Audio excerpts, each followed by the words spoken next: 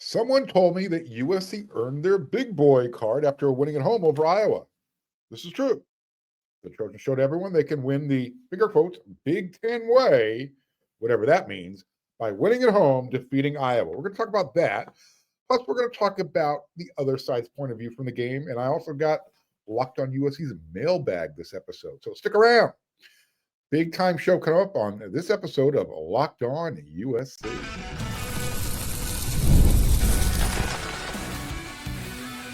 You are Locked On USC, your daily podcast on the USC Trojans, part of the Locked On Podcast Network, your team every day.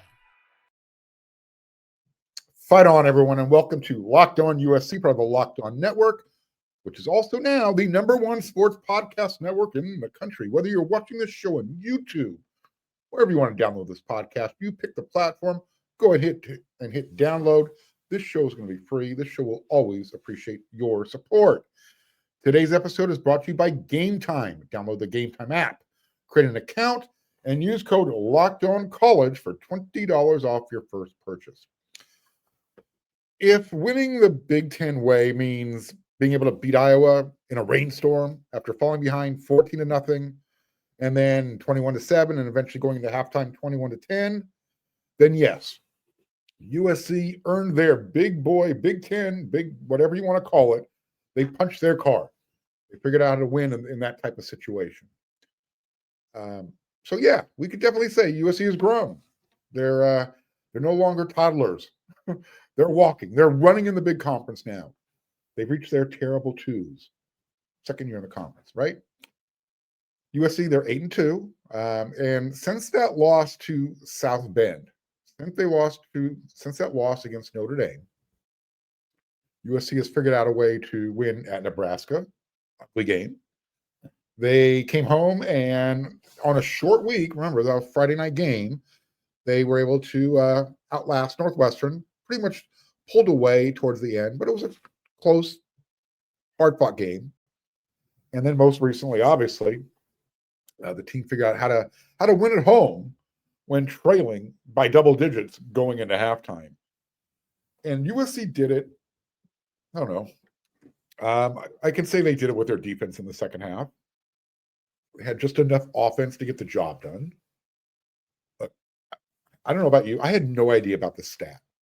And this one kind of blew me away when I heard it because it's an impressive number.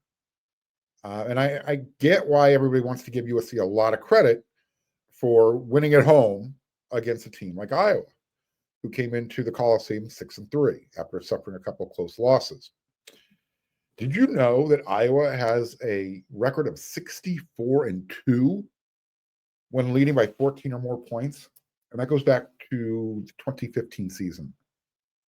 Now, if that stat is accurate, that's crazy. I mean, that's great. Imagine knowing that if you go up by 14 points, you're going to win 98% of the time. 64-2. That's an amazing stat. So that is a really good reason to feel good about how USC made that second half comeback. It doesn't excuse the way USC starts their game slowly, but you say, all right, well, guess what? You've got this challenge in front of you now. This Iowa team, once they get a lead on you, they don't give it up. You're going to have to go take it. You have to figure it out. USC did. They figured it out. Took them a while. Took them 30-plus minutes of game time, but they eventually got it figured out. Look, before the season started, I said it multiple times. If you're an everydayer, you heard me say it, you heard me back it up, and you heard me back it up again. I said, this is a 10-win team. And that 9 wins, bottom line, that should be the floor. That should not be well, that's a good year. It's going to show a sign of growth and development. Because remember, USC went 7-6 the year before. Well, we know 7-6 is atypical of USC. So that should not be the benchmark where we start, right? So why did I say that? Why did I say USC is a 10-win team? Because I looked at the schedule. I said, here's the path. It's not a difficult road. It really isn't. Just win your 7 home games. Well, USC is now 6-2. Excuse me, 6-0. They got one more game to go against the SOW, the SOW, the school out west, aka the Bruins. And then all they have to do after you win your 7 home games is find a way to win 3 games on the road. And I was giving USC one. Their first road game in conference at Purdue. I mean, that was a gimme. So you're at 8 wins. And then all you have to do is find a way to win at Illinois and Nebraska. Because I think everybody anticipated, myself included, Notre Dame and Oregon, those were going to be the games that if USC was going to lose this season, those are the games you lose. You lose those on the road against quality opponents. You look respectable, you're competitive, you give yourself a chance to win, but there's no shame, so to speak, in losing those games on the road, especially if you're winning all of your other games. So we know USC found a way to win at Nebraska, right? That slow start at Illinois, losing on a last-second field goal in the end, yeah, that's going to linger. That's going to bug the hell out of USC fans unless they can find a way to make up for it, win in Eugene this coming Saturday afternoon. It's not impossible. Not impossible. But it's not likely. I mean, let's just be honest. Let's keep it real, right? I mean, especially, look, if USC continues to start slow like they have for most of the season, I'll say this, all right? If USC can find a way to still win on the road, they will have earned every ounce of credit that they deserve, and I'll be the first person scooping it up, piling it on. In fact, as long as the game is competitive, they're making Oregon work their asses off for everything, I'm good. Give me that effort. I will never, ever, ever, ever, 3 times for emphasis, complain when I know the team is playing the best they can to the best of their abilities. That's all a coach will ever ask for. Obviously, don't make stupid mistakes, but that's all I've been saying all season long. Be that team. Be the team that we know USC can be. Win your home games. Win the games on the road that you probably should, the ones that you're favored to win. And everything will work itself out. It'll play out the way it's supposed to. And I know some people, well, Mark, don't forget, Illinois, food poisoning. Maybe. I'm still not 100% in that camp yet. I don't think I ever will be. But again, that's not what this is about. That's a game USC should have won. Everybody should agree with that, especially when they took the lead with $1:55 left to go in the game. Probably could have slowed it down a little bit then. Give their defense a little bit better of an opportunity for those ones who were feeling under the weather. Yes, I'm dripping with sarcasm on that one. That's part of where I hate using the word expectation level comes from. My disappointment is because I know what this team is capable of. I'm not willing to accept anything less. And I get really frustrated when I hear people continuously make excuses for this program. So for me, that will be the final step.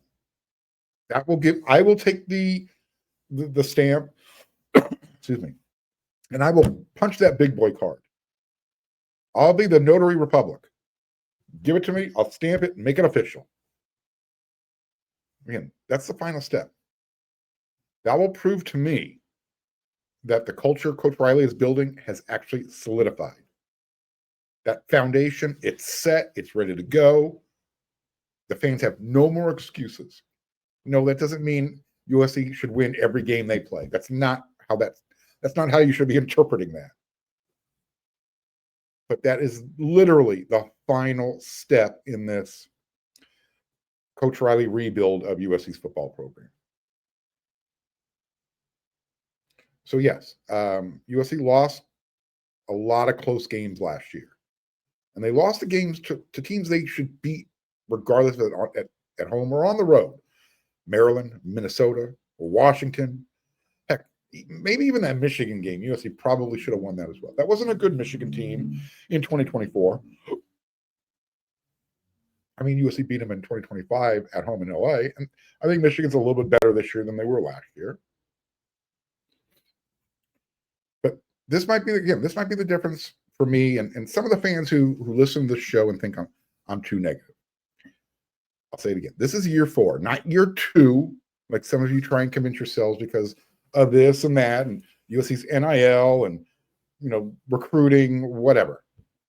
Let's just be real. This is year 4. It's not year 2. USC fans should never be content with 9 wins, nor should they be willing to accept slow starts as long as the team wins. Well, Pete Carroll used to have teams that started out. So no, that's not quite accurate. Were there games where they weren't playing up to their potential? Sure. Typically, Pete Carroll's teams got off to good starts, and then at halftime made an adjustment and just literally told the other team, you don't have a chance to win this game. So, yeah, let's not try and rewrite history, okay? So, yeah, slow start should never be acceptable as long as the team wins, because that means there's something still missing. That culture hasn't been built and has not been solidified. It's still a work in progress. But in year 4, game number 10 of the season, no USC fan should say it's acceptable. It's okay. They won. Can't do that. That's settling. I mean, again, you'll like the win, but how you win also matters. It does. It is a beauty pageant, especially when it comes to the polls, which is partially why I think USC only moved up 2 spots in the polls. They're now number 16 in both the AP and the coaches poll. And before all of you say, well, the playoff poll is the only one that matters. While true, again, do not be shocked if the playoff poll that gets released on Tuesday mirrors that AP and coaches poll. Maybe USC gets up to number 15. But if any of you are anticipating them being higher, don't. USC gets all the credit in the world for winning against Iowa at home in less than ideal conditions. But the people who vote, they're not watching the games. They're looking at, all right, well, USC was favored by 6.5. Oh, look at that halftime score. Oh, they only won by 4.5, whatever. 26-21. So yeah, it does matter how you win. And yes, come from behind wins are great, but not when that becomes who you are. USC should never be the team that, they're the cardiac kids. They came from behind to win. You do that for teams that aren't supposed to be any good. USC is a good team. And some of you out there, you got to stop making excuses. Stop accepting mediocrity. Well, they won, Mark. It's okay. Don't be so negative. That's the difference between me and you. I have a higher standard. I'm not saying I'm right and you're 100% wrong. I'm just saying stop making excuses. That's all. All right, 2 more segments to go. I'm gonna give you some quotes from the other side. What did Iowa's head coach Kirk Ferentz have to say? He had a chance to see USC's defense live, up close and personal. We know how he's felt about Lincoln Riley in the past. And then in the third segment, we're going to do a little Locked on USC Mailbag Q&A. As you've noticed, Marvin Powell III, MVP, he's not here for this episode. His flight got delayed from New York back to Georgia. So he's going to be back, and he'll join us on tomorrow's episode. So we're moving the Locked on USC Mailbag up. So here we go. That's coming up in the third segment.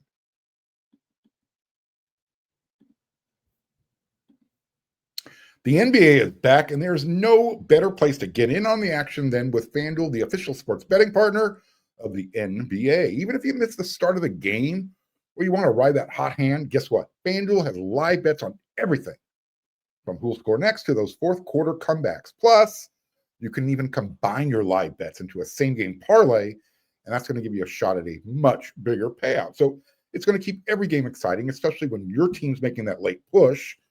And right now, FanDuel is giving away new customers. It's giving away $300 in bonus bets to new customers when your first $5 bet wins.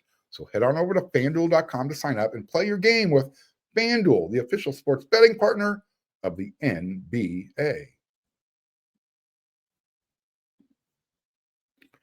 I want to say thank you again for making Locked On USC your first listen every day. And I want to say thank you again for helping make the Locked On Network the #1 sports podcast network, period. Let me share a couple of thoughts from the other side, from the dark side, from Iowa. My everydayers who have been with me for at least 2 years, right? You guys know I have a history with Iowa's head coach, Kirk Ferentz. Some of you might remember what he said about USC and Coach Riley before the 2023 bowl season started. That's when Coach Ferentz talked about Coach Riley's teams not playing defense. And he was just basically implying that Riley's teams aren't physical and they don't stack up to what USC is known for. So Kirk Ferentz, he knows what USC standard is. He remembers what Pete Carroll did. And he hasn't seen that at USC in a while. For a multitude of reasons, he was making that comparison. Right or wrong, he felt he needed to do that. So what happened was I kept that locked in back in my brain. And at the 2024 Big Ten Conference Media Day, I wanted to make sure I followed up with him. I wanted to understand where he was coming from. So that's why I asked him, especially, for him to throw darts, considering his teams aren't known for being able to score points. I wanted to know why he felt the need to single out USC out of the blue. Anyways, so I questioned him then. And then last year, or earlier, I should say this year in Las Vegas, I asked him if he actually noticed a difference in USC's defense now that Antonlynn was the defensive coordinator. So here's what he said after Saturday's contest. Again, he got to see USC up close and personal. Quote, "Our guys were focused, prepared coming in here, and certainly we played complete team football in that first half. Went about as well as we could have hoped. We got off to a really good start there. Certainly in the second half, just there was a flip on that. It wasn't a matter of anybody's effort. USC just did a good job coming back and maximizing their opportunities in that second half. The halves both look very different. I was just really proud of their effort, and obviously we're all really disappointed. So it's a tough loss. Certainly you want to give credit to our opponent. They did the things they had to do to take control of the game in the second half." End quote. I'll tell you what, for all the grief that Coach Riley gets about taking forever to adapt and recognizing that defense matters, shouldn't the same thing be said about Coach Ferentz and his slow walk to the offensive side of the ball? Just kind of throwing that out there. One thing I think should be clear, Coach Riley is definitely adapting and getting better at his craft, okay? I know a lot of you only hear what you want to hear.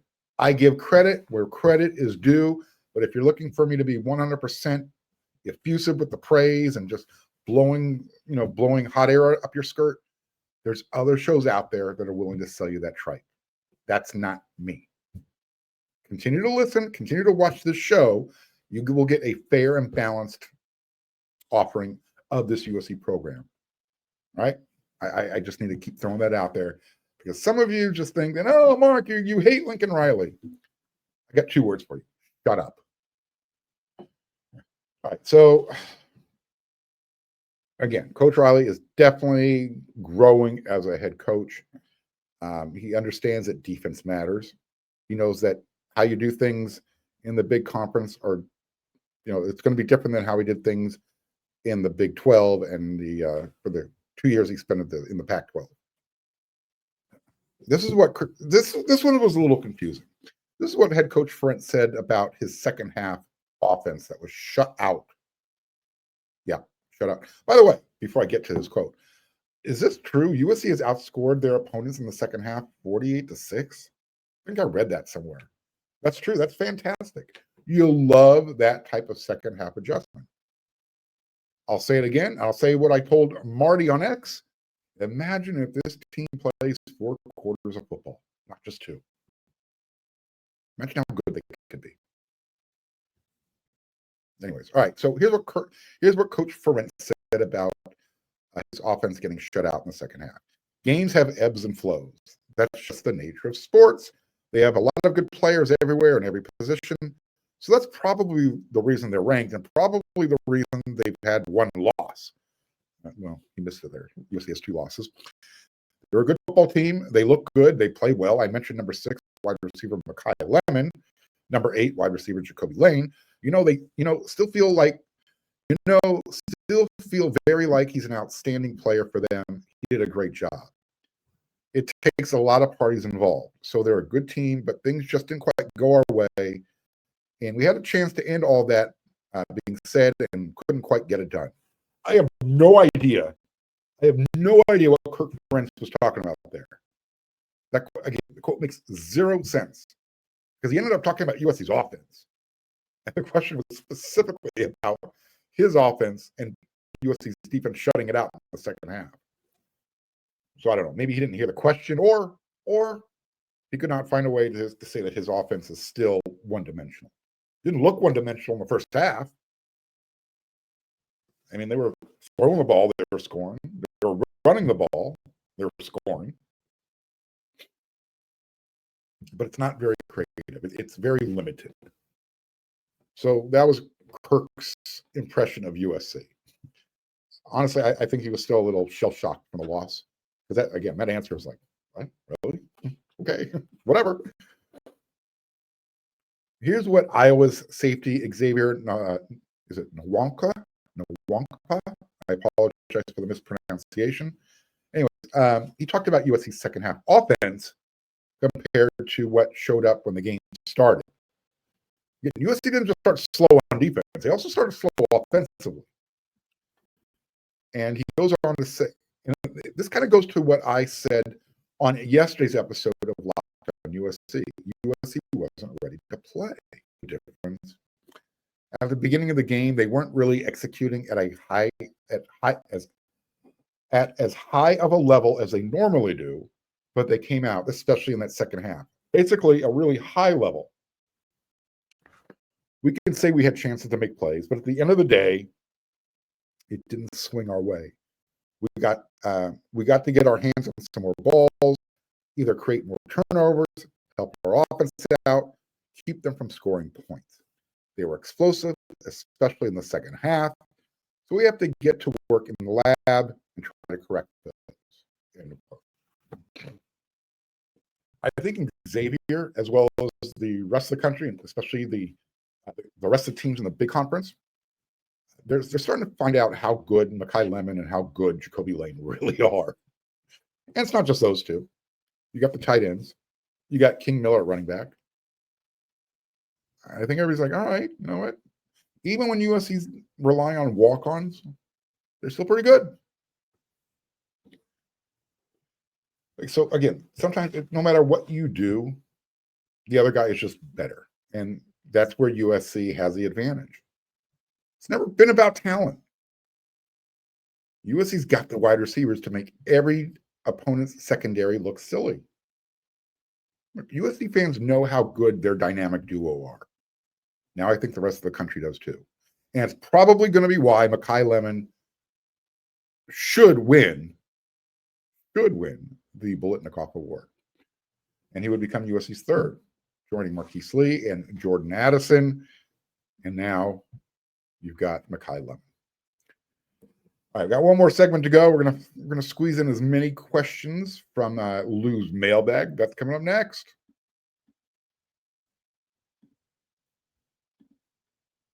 College football is not only back, it's almost over. The regular season is almost over, fans, and I couldn't be more excited. Not that it's almost over, but that the games are getting that much more important.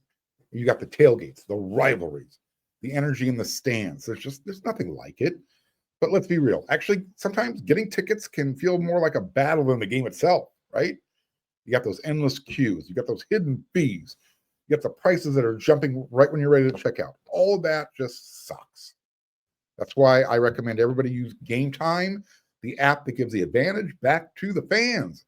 It is the easiest way to score last-minute tickets at the best prices. There's no surprise fees. What you see is what you pay. You can pull up Gametime right now, and in just a couple of taps, you're going to see some amazing deals. And the app makes it really super, super simple. I mean, you can even see the exact view from your seat before you check out. So take the guesswork out of buying college football tickets with Gametime. Download the Gametime app, create an account, and use code LOCKEDONCollege for $20 off your first purchase. Terms apply.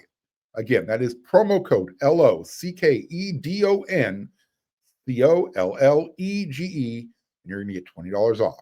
Swipe, tap, ticket, go. Download Gametime today. All right, let's just jump right into this. All right. Excuse me. This first question is from Bob O'Toole. Question, comment. Mark, I agree. I agree 100% about how frustrating it is to watch this team start slowly. I wonder how you felt about Riley going for it on fourth down early. You're already down 7-0. USC was on their own side of the field. It's early in the game, a one-score game in the rain. Bob said, I didn't like the call at all. And then he continued. It turned out exactly like I feared. Iowa has a short field and goes up 14-0. It was too early, in my opinion, to roll the dice. Not trying to be negative about a fantastic win, but was wondering about your take. Another tough, gritty win by this team that truly lives up to fight on. So, Bob, I have two thoughts. I agree and disagree. One, I like that Coach Riley has the confidence in his guys to go get the first down. Absolutely. You want that confidence from your head coach. But on the other side of the coin, I agree. It's probably too early in the contest to be doing those types of things, especially when your defense is still waking up. Look, I get the idea of maybe, all right, let's help wake up the defense by making them defend a short field. But that's probably a little aggressive considering everything. But I'm not upset about the attempt. I agree with you though. Probably too early in the game to do that. All right, the next one is from Fred Vlasic, VLAS UK. I guess he's not related to the Vlasic Pickle Company. Love pickles. Anyways, I will say this, Mark. They could have not liked. I will say this, Mark. They would have not liked if I was on the coaching staff walking off that field to the locker room at halftime. But we must give them credit for the way they played in the second half. If you're going to play one good half, I would rather it be the second half than the first. The Trojans have outscored their last three opponents 48-6 in the second half. Impressive. That's where I read the quote, or that's where I read the stat. I knew I read it somewhere. So great comeback, great win against a very good team. Crowd was great. That was good to see and hear. No one will give us a chance next week, but let's just see what happens. Everyone just might be in for a surprise. Momentum is a big thing. Fred, when I was coaching high school basketball, I looked for creative ways to get my team's attention. So I'm going back to, the team was lucky that you weren't their coach going to the locker room. For those of you who haven't heard this before, I used to coach high school basketball, and I earned the nickname Bobby Knight Jr. Not because I did any of the really nefarious things that Coach Knight did, as like throwing chairs and wadded up toilet paper, that type of. No, that wasn't me. But I had a standard. It was my way or the highway. There was no challenging it. So that's how I kind of earned it. Anyways, when I was coaching high school ball, I looked for creative ways to get my team's attention. I remember this one game at halftime that we were down by, I think, 8. And instead of going into one of my fire and brimstone type of, motivational speeches at halftime, this is what I did. I walked in the locker room and didn't say a word. The team was sitting on their bench in front of their lockers. It was kind of, one of those little tunnels that you form. And I walked right through them, right into the bathroom, relieved myself, and then walked right back to the bench on the court. Didn't say a word. After about 2-3 minutes, maybe 4 minutes, I wanted to see how long it would take the team to figure out, hey, coach is pretty ticked off. We better get out there. So a few minutes went by, and all of a sudden they come back out. They didn't come to the bench. Didn't come to look to me and get some words of encouragement. I love what they did though. Instead of getting in their layup line and doing those, typical warm-ups that teams do at halftime, they started doing sideline to sideline foot shuffle sprints. I was like, okay, they got the message. I've been talking to them throughout the first half. Move your feet. Give me an effort on defense. They got the message. Sometimes you don't need to say anything. So, by the way, the team ended up winning that game. They knew what they needed to do. From Nancy Beach, Mark, when are you going to address the Big Ten enterprise deal that is shafting USC and Michigan, relegating them to a second-tier status until 2046? Unacceptable. Use that get-out-of-jail card and ditch the Big Ten Conference to go independent, or spearhead a reimagined Pac-12. Nancy, I haven't addressed it for a couple of reasons. One, no time on the show. I'm already going over here. And I'm not totally clear exactly on the whole nuance, the ins and outs, other than I know on the surface, a group wants to infuse a couple of $1 billion into the conference. So, look, I don't think this whole thing's ever going to come to fruition anyways. So that's why I'm not wasting a lot of time on this, but I'm answering your question. But I'm with you, Nancy, I'm with you. Using USC and Michigan's brand name so other schools can get more money, to me, that's basically the old Pac-12 business model, right? USC, UCLA had the biggest TV market, LA. The Pac-12 without USC and to a lesser extent UCLA is just the Mountain West Conference. I'm not trying to be a jerk about it, but let's just be pragmatic. Way before USC bailed on the Pac Conference, Pac-12, I was a huge proponent of going independent. Huge. I was actually proposing this. Put them on NBC either before or after Notre Dame plays, and then just schedule the rest of your schedule accordingly. You got Notre Dame, Stanford, Cal, UCLA every year. That's 4 games, and they just go from there. But yeah, USC and Notre Dame on NBC every Saturday. Why not? Sure. So yeah, I can definitely get on board with USC going independent, especially if we're gonna get behind manipulating our schedule. And now, if USC is an independent, they can schedule the way they want to. I definitely want to make sure Notre Dame stays on that schedule. We'll see. That's really the only thing I'm looking out for during the offseason. They got to get this fixed soon. They got to. Almost. And you're watching this episode of Locked on USC. It's the middle of November, maybe November 17th when this airs. Got to get it done. All right. This one was from Football Fan 49L5. Mark, what was the unsportsmanlike conduct call on the Iowa assistant? Well, according to Kirk Ferentz, he said, to me, one of our assistants got on the field, apparently, literally stepped on the line, end quote. So I think he was trying to downplay it. I think it was a little bit more than that, though. However, they never showed the replay.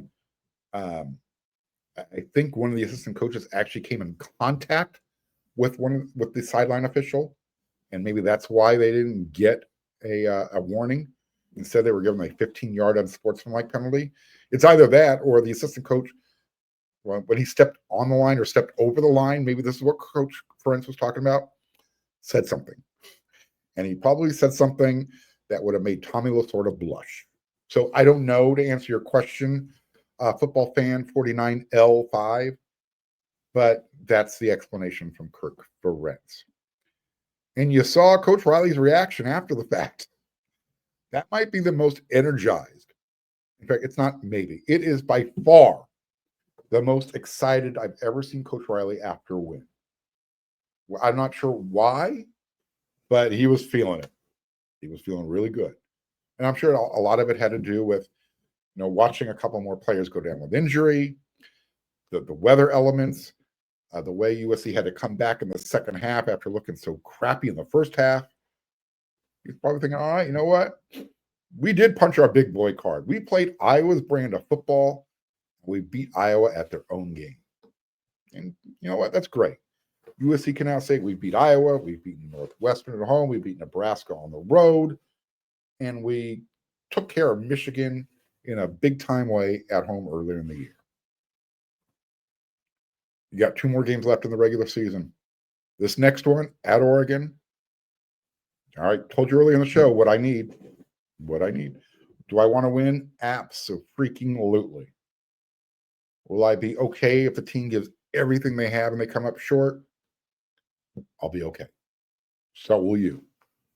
That doesn't mean I'm willing to accept a 9-win season. It just means USC blew their chance earlier in the year at Illinois, and this is what they're left with. And of course, you got the cross-count showdown at the end of the year. So a lot more football to talk about. Plus, we've got the basketball stuff to talk about. A lot of stuff coming up, but we're going to focus on the football season. This week, Oregon. It's going to be a toxic week if you're on the message boards. We're hanging out on X. If you want to see USC fan and Oregon fan go at each other, it's going to be fun, especially if you're into that type of stuff. All right, I will be back again tomorrow with another episode of Locked On USC. That's what we do around here. MVP3, Marvin Powell III, he will be joining us. We will give our final thoughts, our lasting impression of USC's win over Iowa, and then we're on to Oregon. We're focused on beating the Ducks. Can Lincoln Riley, can he get it done? Can he find a way to pull a rabbit out of the hat? It's possible. It's not impossible, but it's going to take a really big effort. So until that next episode, everyone, you know what to do.